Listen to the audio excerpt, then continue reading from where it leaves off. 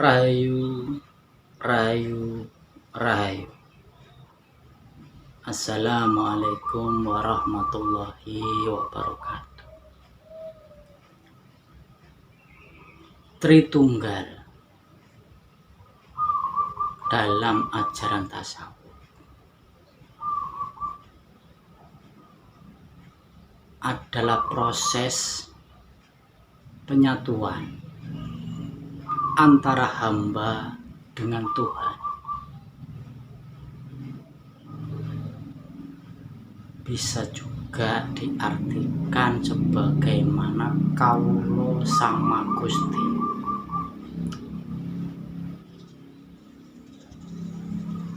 Sedangkan ajaran yang diajarkan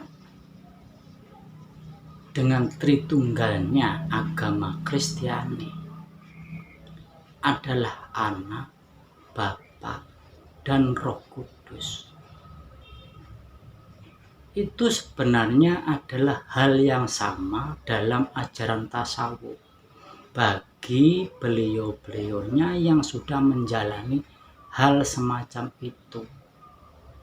Mengingat itu adalah kerohanian, jadi itu tidak bisa dipahami atau ditafsirkan dengan akal pikiran. Karena itu ranahnya beda. Sampai kapanpun, bila mana Tritunggal, Anak, Bapa, dan Roh Kudus itu dipahami atau ditafsirkan dengan logika, nggak akan pernah sampai kapanpun perdebatan itu tak akan pernah selesai karena ranahnya beda. Tritunggal itu adalah ajaran hakikat sejati, di mana pada saat itu beliaunya mengalami proses perjalanan rohani menuju Tuhan. Jadi Tritunggal, kalau orang tasawuf bilang kawula kelawan Gusti, hamba sama Tuhan. Bila itu sudah menyatu, nyawiji, jadilah yang maha suci. Ya Tuhan itu sendiri. Sedangkan di ajaran Tritunggal dalam ajaran Kristiani, Anak, Bapa, dan Roh Kudus itu sebenarnya tidak menyalahi aturan, dan itu benar adanya. Namun itu proses perjalanan antara hamba menuju Sang Kholid.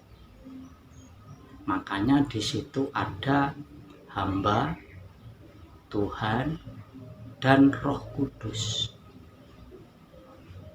Bisa juga diartikan Anak, Bapa, Roh Kudus. Dan semua ini sebenarnya itu hanya Tuhan sendiri yang ada.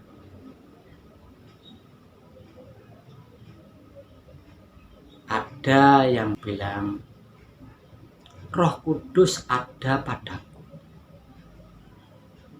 Manusia ini ada percikan cahaya nur ilahi. Ada yang bilang juga hamba, kaulo. Semua itu adalah hal yang sama, cuma penyebutannya saja berbeda. Tritunggal, Bapa, Anak, dan Roh Kudus proses perjalanan manusia mencapai Tuhannya. Makanya Tuhan itu hanya satu, ya Tuhan itu sendiri.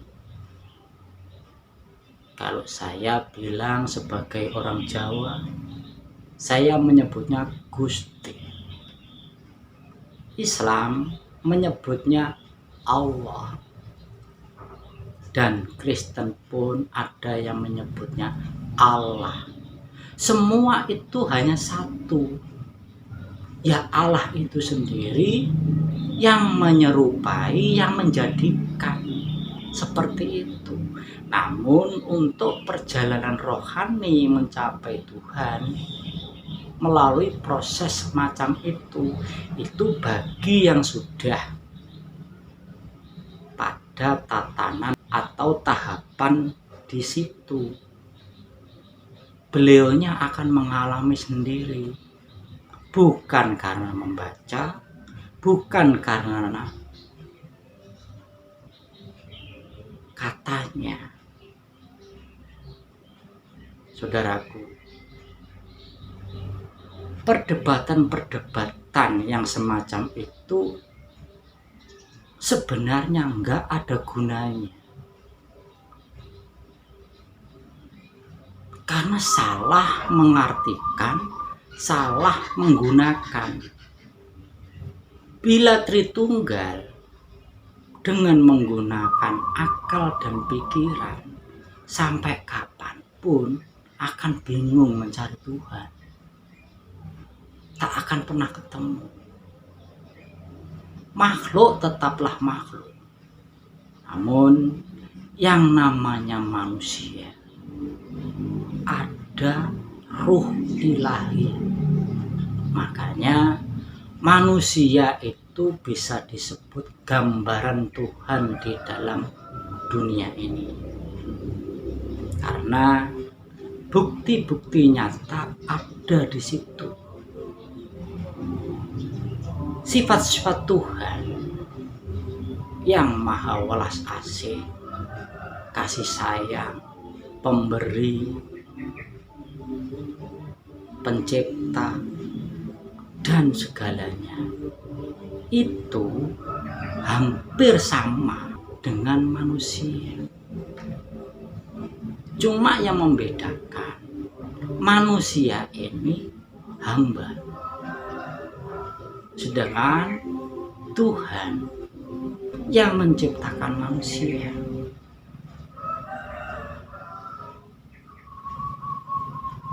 Saudaraku, perjalanan rohani semacam itu bila mana kita menggunakan, diajarkan dengan akal pikiran, ya tidak akan mampu menjangkaunya. Karena itu ranahnya rohani, paham. Namun dalam ajaran pemahaman ini yang namanya pemahaman, manusia itu bisa salah, bisa beda, bisa benar, dan bertingkat-tingkat makomnya.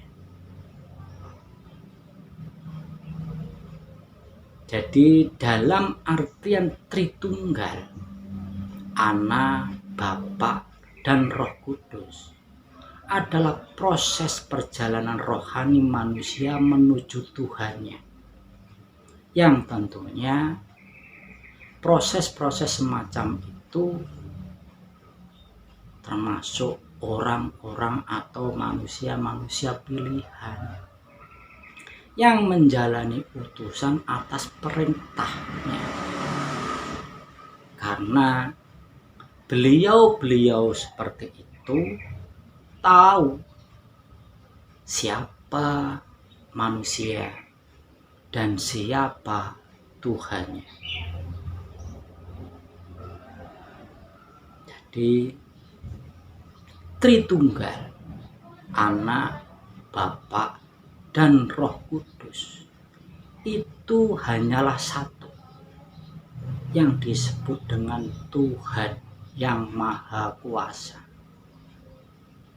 Dengan penjelasan yang seperti tadi, Anak bisa diartikan dengan Roh Kudus ada padaku, bisa diartikan hamba, kaulo, ada bilang juga garam, sebutir garam.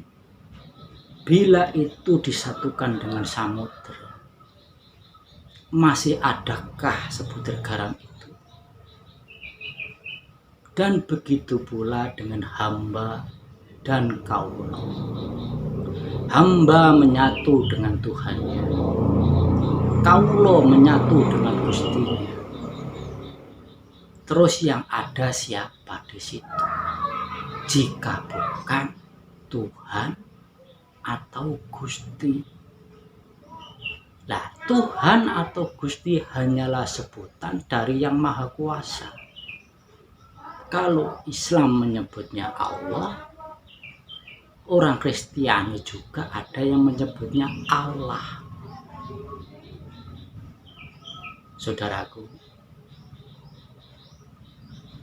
pemahaman-pemahaman kayak seperti ini bila mana panjenengan tidak mengalami sendiri dalam artian kerohanian panjenengan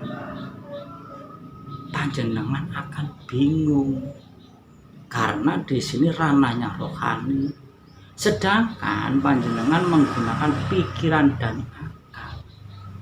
Akhirnya disusupi dengan nafsu, emosi, dan yang terjadi kesalahpahaman. Mengingat bahasa rohani yang bisa mengartikan seperti itu, ya beliau yang sudah mengalami. Untuk mencapai tahapan-tahapan semacam itu hanya manusianya sendiri dan Gusti Allah lah yang tahu. Karena setiap manusia mempunyai kitabnya masing-masing, hasilnya masing-masing, tidak bisa disamakan antara yang satu dengan yang lain.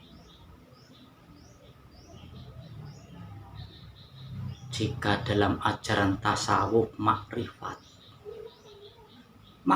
itu juga macam-macam. Apa sama antara satu dan yang lain?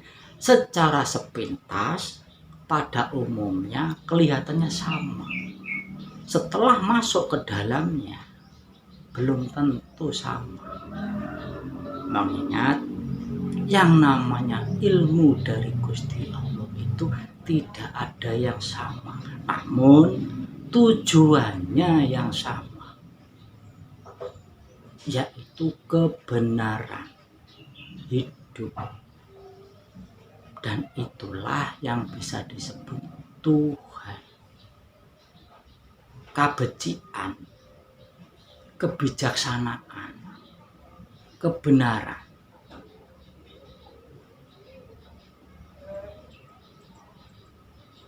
Bagi siapapun yang sudah pada tatanan-tatanan seperti itu, tatanan semacam itu, beliaunya sudah menggunakan bahasa rohani, bukan menggunakan logika lagi. Karena logika nggak akan mampu menjangkau hal-hal mengenai ketuhanan. Untuk menjelaskan semacam itu hanyalah manusia yang dikehendaki. Dalam artian manusia yang sudah pada makom tersebut. Tentunya atas kehendaknya. Kan gak bisa semua orang menjelaskan seperti itu. Karena setiap manusia itu beda-beda hasilnya.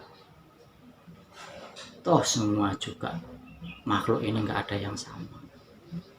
Begitu pula lah manusia. Jadi yang didapatkan keilmuan setiap manusia itu bisa beda. Karena itulah kebesaran yang maha kuasa. Namun tujuannya yang sama, yaitu kebenaran hakiki Tuhan yang maha suci, yaitu Gusti Allah.